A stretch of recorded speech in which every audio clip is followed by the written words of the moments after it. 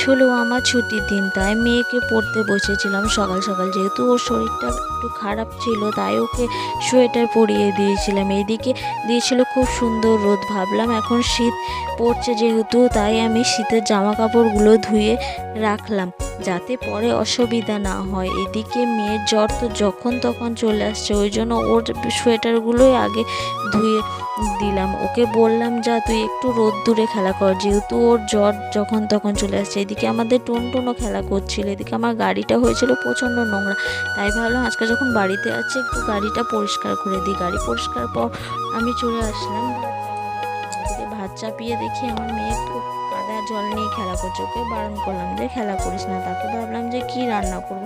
তারপরে আমাদের গাছে তো অনেক সুন্দর পুঁই শাক হয়েছিল, যেগুলো আমার কবে থেকে ইচ্ছা ছিল যে আমি যেদিন বাড়িতে থাকবো সেদিন আমি এই পুঁই শাকগুলো তুলে রান্না করব।